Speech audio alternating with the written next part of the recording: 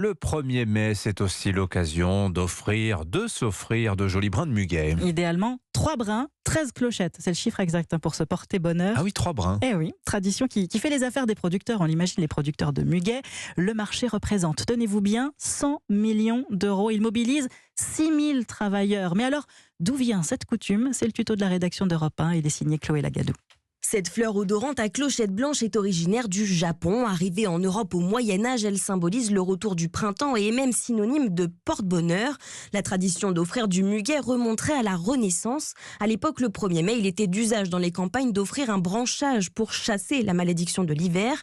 Le 1er mai 1560, le roi Charles IX, en visite dans la Drôme, se voit alors offrir un brin de muguet. Séduit par cette pratique, il décide d'en offrir aux dames de sa cour l'année suivante. Et le 1er mai devient alors la fête du muguet.